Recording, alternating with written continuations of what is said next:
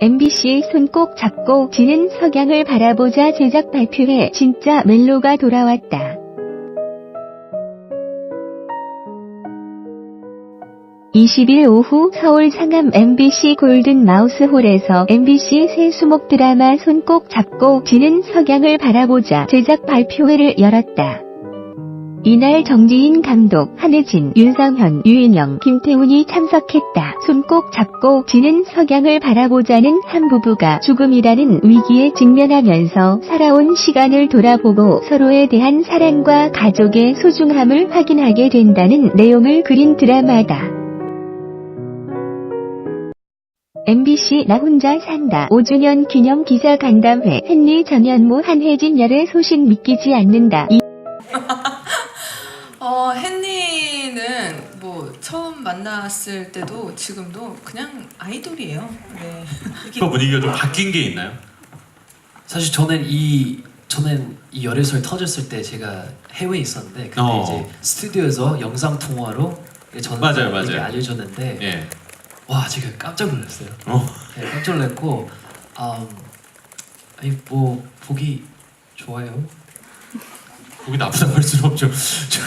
헨리는 사실 여기 들어오기 전에 저희가 밑에서 밥을 먹고 올라왔는데 네네. 저한테 몰래 와서 귓속말로 얘기를 했어요. 뭐라고요?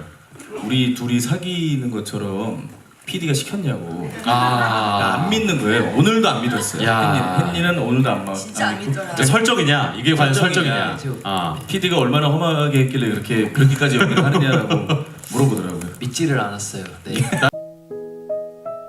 이현주 감독 성폭행 사건 협박 문자로 위협 내가 남자가 아닌 걸 다행이라고 생각해.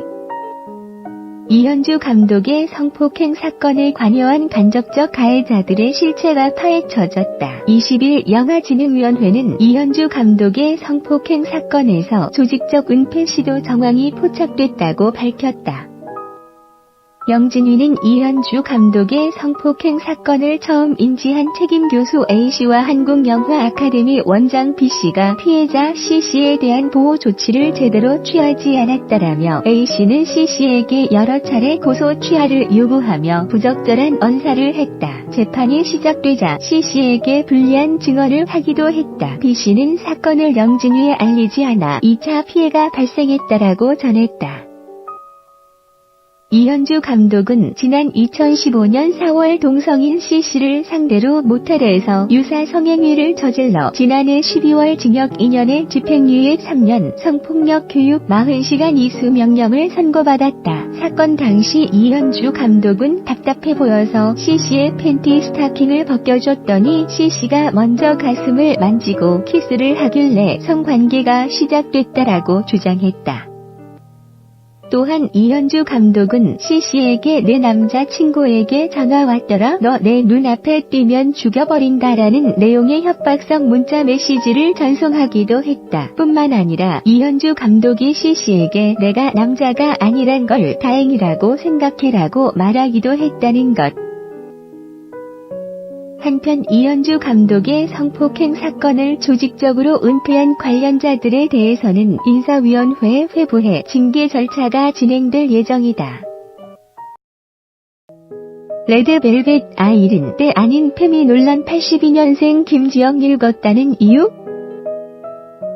걸그룹 레드벨벳 아이린이 82년생 김지영을 읽었다는 이유로 악플을 받고 있다. 아이린은 18일 서울 삼성동 코엑스 아티움에서 진행된 레벨업 프로젝트 시즌 2천만 뷰 돌파 기념 팬미팅에 참석했다.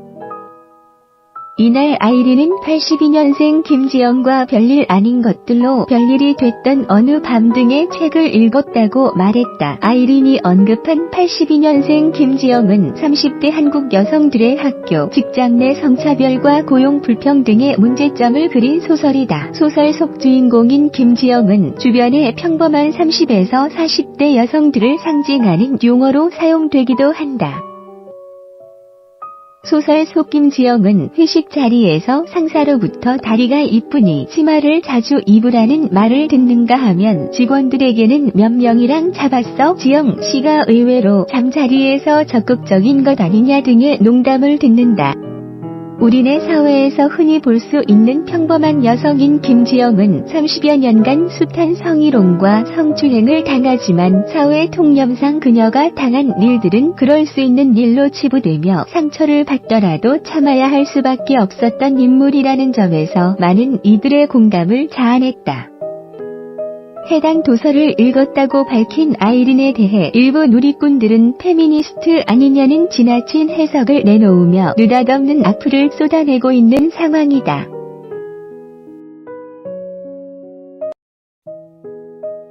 육지담 강다니엘 스캔들 진실공방 치얼 푸디오 준비하면서 감정 정리 끝났다. 래퍼 육지담과 워너원의 강다니엘 사이에 불거진 스캔들이 치열한 진실공방으로 번지고 있다. 지난달 육지담은 자신의 SNS를 통해 일반인 블로거 A씨의 게시물을 여러 장 캡처해 올렸다. 육지담은 본문 내용이 자신과 강다니엘의 이야기라며 스토킹 불법 아니냐 진짜 어이없다라고 주장했다. 이에 워너원 팬들의 항의가 이어지자 육지담은 피드백은 제가 아니라 그 당사자들이 해야 한다며 어떻게 해도 다 오해할 거면 그냥 가만히 있으시라라고 분노를 표했다. 뒤늦게 육지담의 절친인 래퍼 캐스터가 SNS를 통해 대신 해명글을 올렸다. 캐스퍼는 2년 전 연습생 시절 제 지인들이 있는 파티에 강다니엘과 육지담이 초대돼 처음 만났다. 이후 강다니엘이 육지담에게 좋은 마음을 가지고 연락을 하고 있다는 말을 전해 들었다라고 설명했다. 이어 캐스퍼는 MMO 소속사 연습생들이 프로듀스 100일 시즌2를 준비하면서 바빠졌고 서로 감정 정리를 한 걸로 알고 있다라며 그 이상의 연락 또는 관계는 없었고 가능하지 않았다라고 밝혔다. 그러나 21일 육지담은 돌연 워너원의 매니지먼트사인 YMC 엔터테인먼트와 CJ ENM을 상대로 사과를 요구하는 입장을 밝혔다. 육지담은 강다니엘과의 사건은 당사자끼리 풀고자 했으나 워너원 전체를 숨기려는 작전을 짠 듯이 보였다라며 눈 뜨고 보기 힘든 수위의 악성 댓글들 병원에서 몸을 숨긴 채 살아왔고 무서웠다라고 전했다. 이어 육지담은 즉시 사과하지 않으면 며칠 이내에 기자회견을 열겠다. 악성 댓글과 증거 없는 루머도 모두 고소하겠다라고 경고했다. 육지담과 강다니엘 사이의 스캔들은 뚜렷한 실체 없이 신경글과 악플, 진실공방만이 오가고 있어 대중을 혼란스럽게 하고 있다.